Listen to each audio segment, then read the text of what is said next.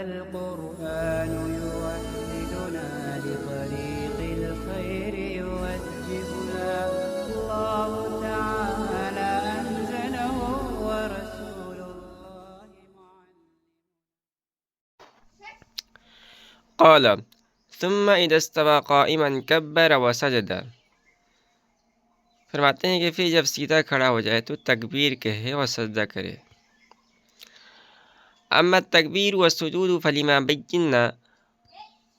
رہا تکبیر اور سجدہ تو اسی دلیل کی وجہ سے جو ہم بیان کر چکے ہیں۔ وَأَمَّا الْإِسْتِوَاءُ قَائِمًا فَلَيْسَ بِفَرْضٍ وَكَذَا الْجَلْسَةُ بَيْنَ السَّجْدَتَيْنِ وَالطُّمَأْنِينَةُ فِي الرُّكُوعِ وَالسُّجُودِ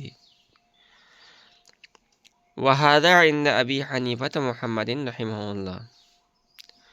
اور رہا رکوع سے سیدھا کھڑا ہونا تو یہ فرض نہیں ہے، اور ایسے ہی دو سجدوں کے درمیان بیٹھنا اور رکوع اور سجدہ میں اطمینان یہ بھی فرض نہیں ہے، اور یہ مسئلہ حضرت امام ابو حنیفہ اور امام محمد رحمۃ اللہ کے نزدیک ہے۔ وقال ابو یوسف رحمہ اللہ یفترض ذلك كله وهو قول الشافعی رحمہ اللہ لقول علیہ السلام قم فصلی فإنك لم تصلی، قالہ لأعرابی حین اخف الصلاۃ۔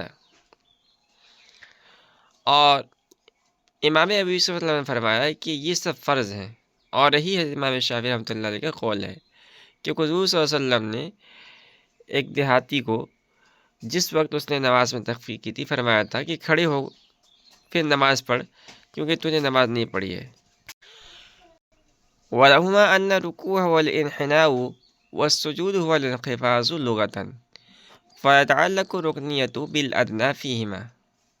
وَكَذَا فِي الْانْتِقَالِ إِذْ هُوَ غَيْرُ مَقْصُودٍ۔ فرماتے ہیں کہ طرفین کی دلیل یہ ہے کہ لغت میں رکوع جھکنے کو کہتے ہیں اور سجدہ یہ پست ہونے کو کہتے ہیں، لہذا رکنیت ان دونوں میں ادنا کے ساتھ متعلق ہوگی، اور ایسے ہی انتقال میں، اس لیے کہ یہ مقصود نہیں ہے۔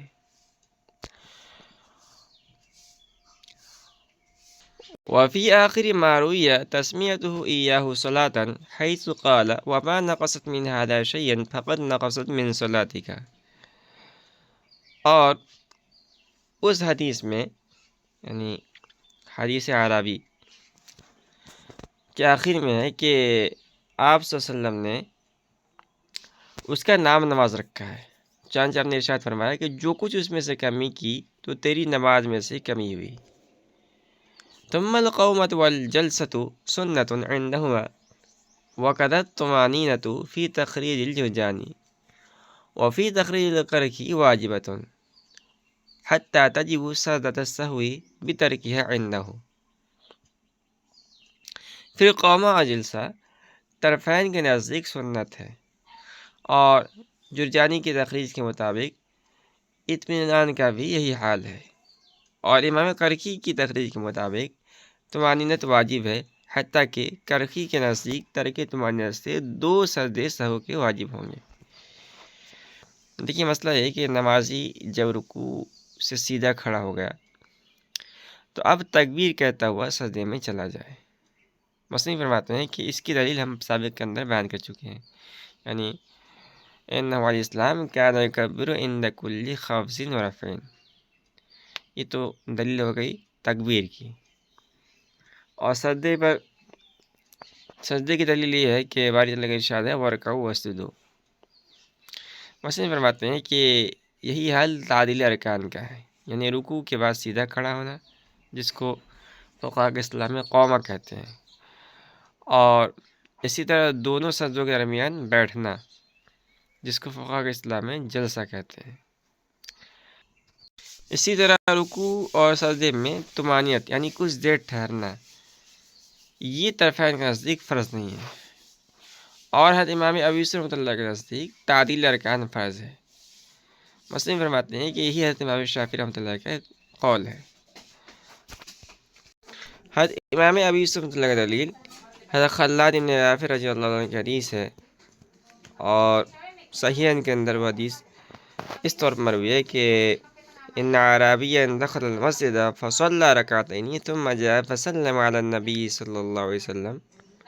فقال النبي صلى الله عليه وسلم ارجع فصلي فإنك لم تصلي فرجع فصلى كما صلى ثم جاء فسلم على النبي صلى الله عليه وسلم فقال له ارجع فصلي فإنك لم تصلي فقاله في الثالثة والذي بعثك بالحق ما أحسن غيره فعلمني فقال له النبي صلى الله عليه وسلم إذا قمت إلى الصلاة فكبر ثم اقرأ ما تيسر معك من القرآن ثم اركع حتى تطمئن راكعا ثم ارفع حتى تعتدل قائما ثم اسجد حتى تطمئن ساجدا ثم ارفع حتى تطمئن جالسا ثم افعل ذلك في صلاتك كلها حتى تقضيها۔ حدیث کا مطلب یہ ہے کہ ایک دیہاتی جن کا نام خلاد بن رافع تھا، وہ مسجد کے اندر داخل ہوئے اور آ کر نماز پڑھی۔ نماز پڑھ کر وہ حضور صلی اللہ علیہ وسلم کی خدمت میں حاضر ہوئے اور آپ صلی اللہ علیہ وسلم کو سلام کیا۔ تو حضور صلی اللہ علیہ وسلم نے ارشاد فرمایا کہ واپس جاؤ اور جا کے نماز پڑھو، کیونکہ تو نے نماز نہیں پڑھی ہے، یعنی تیری نماز نہیں ہوئی ہے۔ وہ صحابی گئے اور واپس جا کر پہلے کی طرح نماز پڑھی اور پھر آئے اور آ کے اللہ کے رسول صلی اللہ علیہ وسلم کو پھر سلام کیا۔ آپ نے ان سے پھر فرمایا کہ واپس جاؤ اور نماز پڑھو، کیونکہ آپ نے نماز نہیں پڑھی۔ اسی طرح معاملہ ہوتا رہا، اور تیسری مرتبہ میں جب آپ صلی اللہ علیہ وسلم نے فرمایا کہ واپس جاؤ اور جا کے نماز پڑھو اس لیے کہ تم نے نماز نہیں پڑھی ہے، تو ان صحابی نے کہا کہ اس ذات کی قسم جس نے آپ کو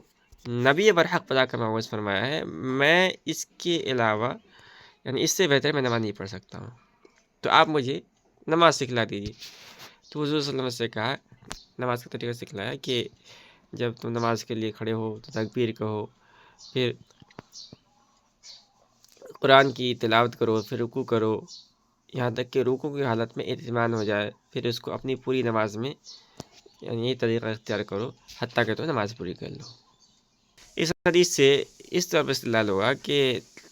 تعدیل ارکان کی ترک کرنے کی وجہ سے حضور صلی اللہ علیہ وسلم نے نماز کی نفی فرمائی ہے۔ چنانچہ آپ نے فرمایا کہ ارجع فصلی فإنک لم تصلی، اور یہ شہادت فرض کی ہوتی ہے، تو ثابت ہوا کہ نماز کے اندر تعدیل ارکان فرض ہے۔ طرفین کی دلیل باری تعالیٰ کا ارشاد ہے وَارْكَعُوا وَاسْجُدُوا۔ طرفین فرماتے ہیں کہ دیکھیے باری تعالیٰ نے رکوع اور سجدے کا حکم دیا ہے، اور ہم نے لغت کی طرف رجوع کیا، تو لغت میں رکوع کسے کہتے ہیں، سجدہ کسے کہتے ہیں؟ تو لغت میں رکوع کہتے ہیں مطلقاً جھکنے کو، اور سجدہ کہتے ہیں پست ہونے کو، یعنی زمین میں پیشانی ٹیکنے کو۔ لہذا نفس رکوع اور نفس سجدہ فرض ہوا، اور آیت سے یہی مطلوب ہے۔ اور چونکہ آیت رکوع اور سجدے کے معنی میں دلالت کرنے میں خاص ہے، اور خاص یہ محتاج کے بیان نہیں ہوتا ہے، اس لیے حدیث اعرابی اس آیت کے لیے بیان واقع نہیں ہو سکتی ہے۔ حضرت امام ویسی رحمۃ اللہ نے اس حدیث سے استدلال کیا ہے تعدیل ارکان کی فرضیت پر۔ اس کا جواب دیتے مصنف فرماتے ہیں کہ دیکھیے جو صحابی تھے انہوں نے جو نماز پڑھی، یعنی نماز کی شکل میں جو کچھ کیا تھا، حضور صلی اللہ علیہ وسلم نے اس کو نماز کے ساتھ موسوم کیا تھا۔ چنانچہ آپ غور کریں گے تو اس حدیث میں آخری میں الفاظ ہے کہ وما نقصت من هذا شيئا فقط نقصت من صلاتك، یعنی تو نے جو کچھ ان چیزوں میں کمی کی تو تیری نماز میں کمی ہوئی۔ تو اگر تعدیل ارکان کو ترک کرنا مفسد نماز ہوتا۔ وفی تخریج الکرخی واجبۃ حتی تجب سجدۃ السہو بترکها عنده۔ اس سے معلوم ہوتا ہے کہ اگر تعدیل ارکان کو ترک کرنا مفسد صلاۃ ہوتا تو آپ صلی اللہ علیہ وسلم اس کو یعنی ان صحابی کے فعل کو صلاۃ یعنی نماز کے ساتھ موسوم نہیں فرماتے۔ جیسا کہ اگر رکوع یا سجدے کو ترک کر دیا گیا تو نماز فاسد ہو جاتی ہے، اور ایسی نماز کو نماز نہیں کہا جاتا ہے۔ تو معلوم یہ ہوا کہ ترک تعدیل سے نماز میں نقصان تو آتا ہے مگر نماز فاسد نہیں ہوتی، اور ظاہر ہے کہ فرض کی شان نہیں ہے۔ تو اس حدیث سے معلوم ہوا کہ تعدیل ارکان یہ فرض نہیں ہے۔ مصنف فرماتے ہیں کہ قوما اور اسی طرح دونوں سجدوں کے درمیان جلسہ یہ باتفاق مشائخ طرفین کے نزدیک سنت ہے، اور رکوع اور سجدے میں طمانینہ کا حکم، تو اس میں اختلاف ہے، یعنی اس کی تخریج میں اختلاف ہے۔ چنانچہ امام ابو عبداللہ الجوزانی کی تخریج کے مطابق نماز میں طمانینت بھی مسنون ہے، اور امام کرخی رحمۃ اللہ علیہ کی تخریج کے موافق یہ واجب ہے، حتیٰ کہ امام کرخی رحمۃ اللہ کے نزدیک ترک طمانینت سے سجدہ سہو واجب ہوں گے۔ وَيَعْتَمِدُ بِيَدَيْهِ عَلَى الْأَرْضِ لِأَنَّ وائل بن حجر رضی اللہ عنہ وصف صلاۃ رسول اللہ صلی اللہ علیہ وسلم فسجد ودعم على راحتيه ورفع عجیزته، کہہ رہے کہ اور اپنے دونوں ہاتھ زمین پر رکھ دے، کیونکہ حضرت وائل بن حجر رضی اللہ تعالیٰ عنہ نے رسول اللہ صلی اللہ علیہ وسلم کی نماز کو بیان کیا، تو اس میں بیان کیا کہ تو سجدہ کیا اور ٹیک لگایا دونوں ہتھیلیوں پر اور سرین کو اونچا رکھا، ووضع وجهه بين كفيه ويديه حذاء اذنيه لما روي انه الاسلام فعل ذلك، اور اپنا چہرہ دونوں ہتھیلیوں کے بیچ میں رکھے اور دونوں ہاتھوں کو دونوں کانوں کے مقابل رکھے، کیونکہ روایت کیا گیا کہ حضور صلی اللہ علیہ وسلم نے ایسا کیا۔ اس عبارت میں مصنف نے سجدہ کی کیفیت کو بیان فرمایا ہے۔ چنانچہ فرماتے ہیں کہ اس سجدے کی کیفیت یہ ہے کہ دونوں ہاتھ زمین پر ٹیک دے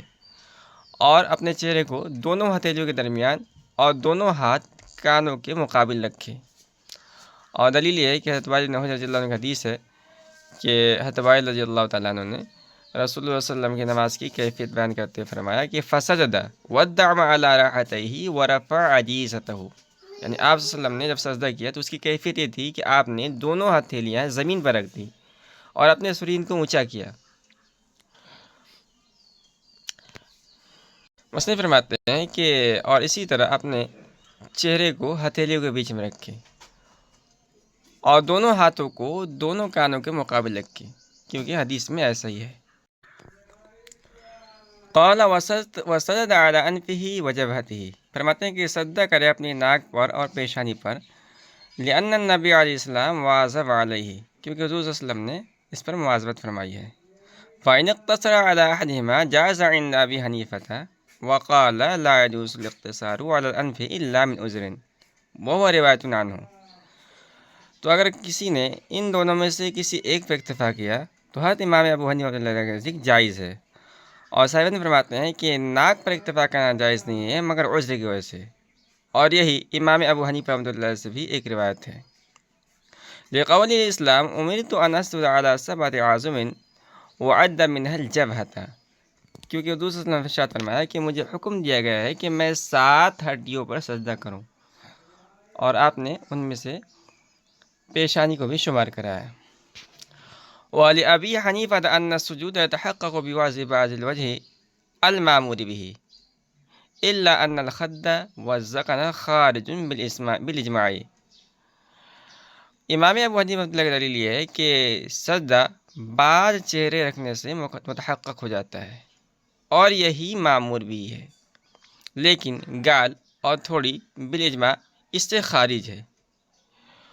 والمذکور فیما روی الوجہ فی المشہور، اور مشہور روایت میں جو مذکور ہے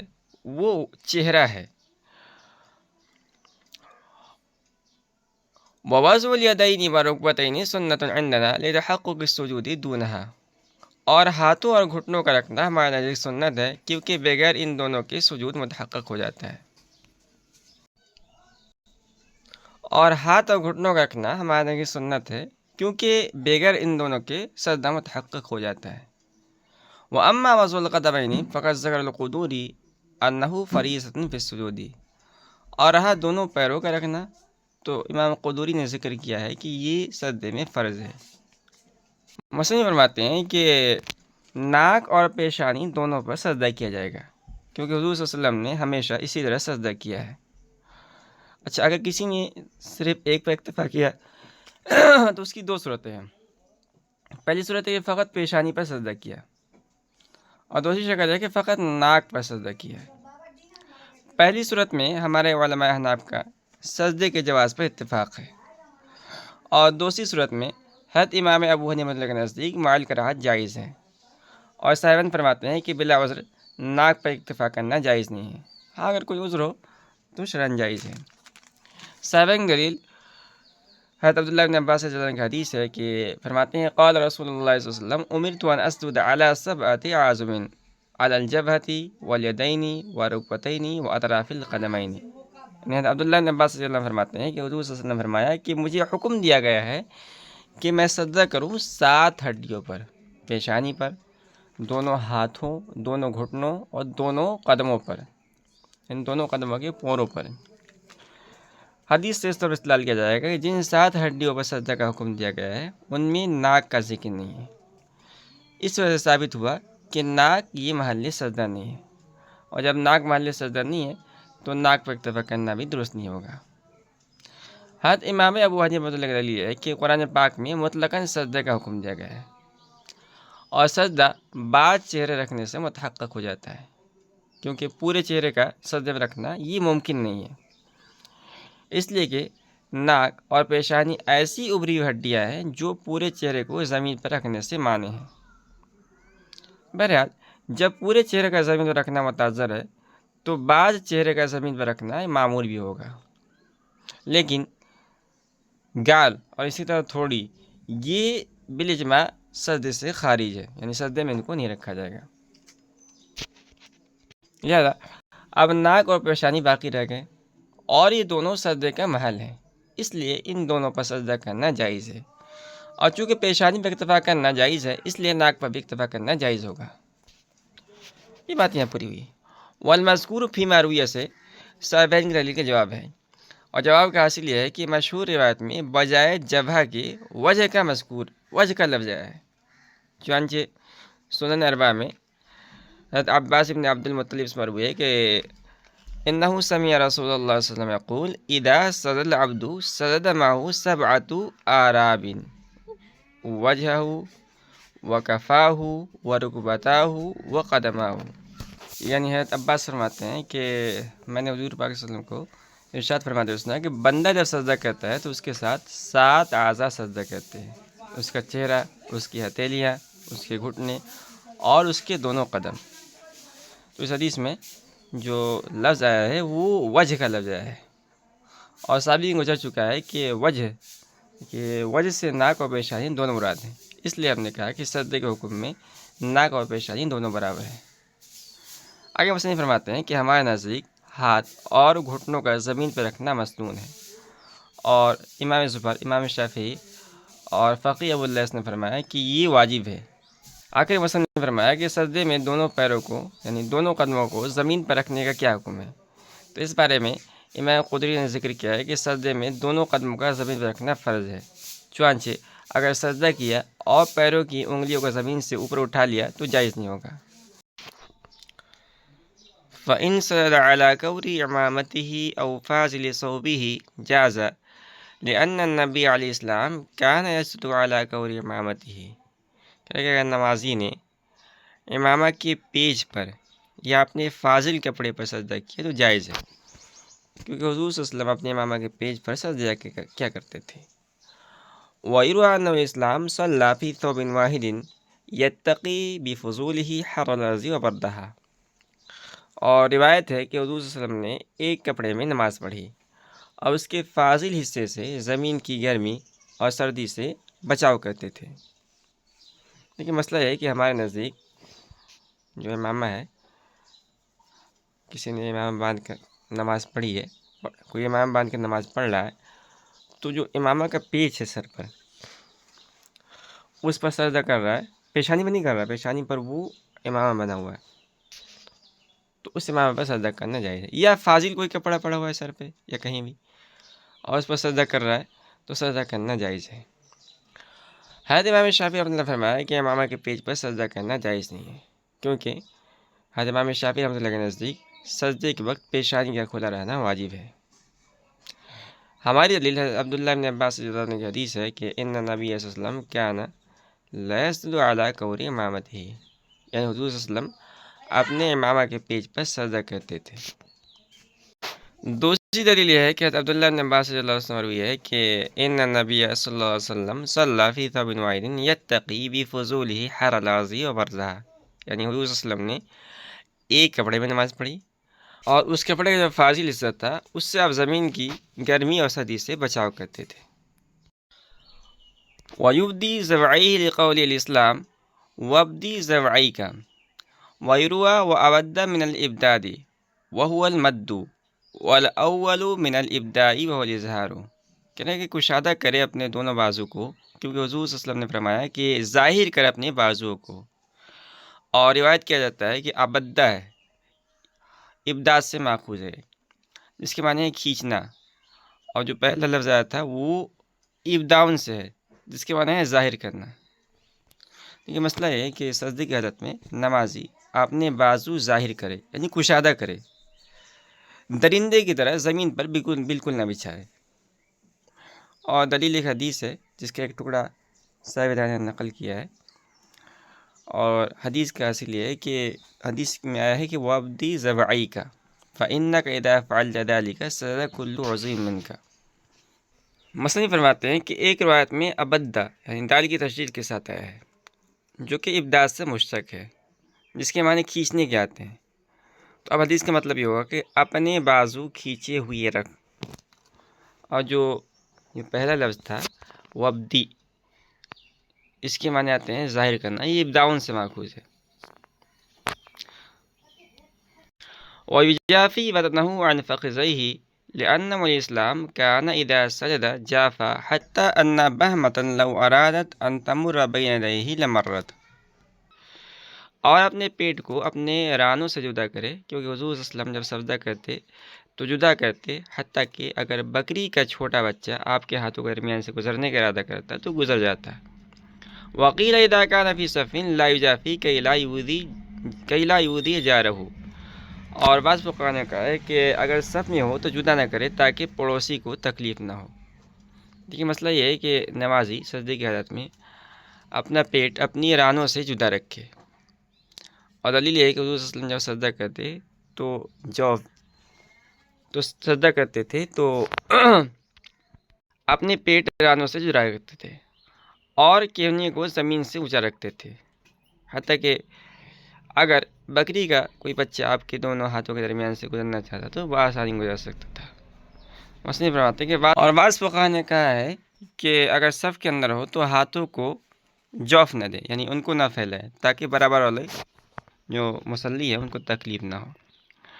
وَيُوَجِّهُ أَصَابِعَ رِجْلَيْهِ نَحْوَ الْقِبْلَةِ لِقَوْلِ الْإِسْلَامِ إِذَا سَجَدَ الْمُؤْمِنُ سَجَدَ كُلُّ عُضْوٍ مِّنْهُ فَلْيُوَجِّهْ مِنْ أَعْضَائِهِ الْقِبْلَةَ مَا اسْتَطَاعَ، اور اپنے پاؤں کی انگلیاں قبلے کے جانب متوجہ کرے، اس لیے کہ حضور صلی اللہ علیہ وسلم نے ارشاد فرمایا کہ جب مومن سجدہ کرتا ہے تو اس کا ہر عضو سجدہ کرتا ہے، لہذا جہاں تک قدرت ہو اپنے اعضاء میں سے قبلے کی طرف متوجہ کرے۔ وَيَقُولُ فِي سُجُودِهِ سُبْحَانَ رَبِّيَ الْأَعْلَى ثَلَاثًا وَذَلِكَ أَدْنَاهُ لِقَوْلِ الْإِسْلَامِ إِذَا سَجَدَ أَحَدُكُمْ فَلْيَقُلْ فِي سُجُودِهِ سُبْحَانَ رَبِّيَ الْأَعْلَى ثَلَاثًا وَذَلِكَ أَدْنَاهُ أي أدنى كمال الجميع، کہ سجدے کی حالت میں 3 مرتبہ سبحان ربی الاعلیٰ کہے، اور یہ ادنا مقدار ہے، کیونکہ حضور صلی اللہ علیہ وسلم کا ارشاد ہے کہ جب تم میں سے کوئی سجدہ کرے تو اپنے سجدے میں 3 مرتبہ سبحان ربی الاعلیٰ کہے، اور یہ کمتر ہے، یعنی کمال جمع کی ادنا مقدار ہے۔ وَيُسْتَحَبُّ أَن يَزِيدَ عَلَى 3 فِي الرُّكُوعِ وَالسُّجُودِ بَعْدَ أَن يَخْتِمَ بِالْوِتْرِ لِأَنَّ الْإِسْلَامَ كَانَ يَخْتِمُ بِالْوِتْرِ، اور مستحب ہے کہ رکوع و سجدے میں 3 پر اضافہ کرے مگر طاق پر ختم کرے، اس لیے کہ حضور صلی اللہ علیہ وسلم طاق پر ختم کرتے تھے۔ وَإِنْ كَانَ إِمَامًا لَا يَزِيدُ عَلَى وَجْهٍ يُمِلُّ الْقَوْمَ حَتَّى لَا يُؤَدِّي إِلَى التَّنْفِيرِ، اور اگر امام ہو تو ایسے طور پر نہ پڑھائے کہ مقتدی اکتا جائیں تاکہ نفرت کا سبب نہ بنے۔ ثم تسبيحات الركوع والسجود سنة لأن النص تناولهما دون تسبيحاتهما فلا يزاد على النص، پھر رکوع اور سجدے کی تسبیحات کہنا سنت ہے کیونکہ نص ان دونوں کو شامل ہے، نہ کہ ان کی تسبیحات کو، پس نص پر زیادتی نہیں کی جائے گی۔ مصنف فرماتے ہیں کہ سجدے کی حالت میں 3 مرتبہ سبحان ربی الاعلیٰ ہے، اور 3 بار کہنا یہ کم سے کم درجہ ہے۔ چنانچہ علماء نے لکھا ہے کہ اس کا ترک کرنا یا کمی کرنا مکروہ ہے، اور دلیل ایک حدیث ہے کہ اس نے ارشاد فرمایا اذا سجد احدكم فليقل في سجوده سبحان ربي الاعلى 3، اور رکوع اور سجدے میں 3 مرتبہ تسبیحات کا اضافہ کرنا مستحب ہے، بشرطے کہ طاق عدد پر ختم کیا جائے۔ اور اس کی دلیل یہ ہے کہ حضور صلی اللہ علیہ وسلم رکوع اور سجدے کے تسبیحات کو طاق عدد پر ختم کرتے تھے۔ ایک مشہور حدیث ہے ان اللہ وطر یحب الوطر۔ مصنف فرماتے ہیں کہ اگر خود امام ہو تو 3 مرتبہ اتنا اضافہ نہ کرے کہ لوگ اکتا جائیں اور ان کے دلوں میں نفرت اور ناگواری پیدا ہو جائے۔ مصنف فرماتے ہیں کہ یہ بات واضح ہے کہ رکوع اور سجدے کی تسبیحات سنت ہے، کیونکہ جو نص ہے یعنی قرآن کی آیت وَارْكَعُوا وَاسْجُدُوا یہ رکوع اور سجدے کو شامل ہے، ان کی تسبیحات کو شامل نہیں ہے، اس لیے رکوع اور سجدے کی تسبیحات یہ فرض نہیں ہے۔ وَالْمَرْأَةُ تَنْقَبِضُ فِي سُجُودِهَا وَتَلْزَقُ بَطَنَهَا بِفَخِذَيْهَا لِأَنَّ ذَلِكَ أَسْتَرُ لَهَا، اور عورت اپنے سجدے میں پست ہو جائے اور اپنے پیٹ کو اپنے رانوں سے ملائے، کیونکہ ایسا کرنا اس کے حق میں زیادہ پردہ ہے۔ اس عبارت میں مصنف نے عورت کے سجدے کی کیفیت کو بیان کیا ہے، چنانچہ فرمایا کہ عورت سجدے کرتے وقت پست ہو جائے یعنی زمین سے بالکل قریب ہو جائے اور اپنے پیٹ کو رانوں سے ملا دے، اور دلیل یہ ہے کہ اس کیفیت کے ساتھ سجدے کرنے میں عورت کے حق میں زیادہ استر ہے اور عورت میں ستر ہی زیادہ مطلوب ہے۔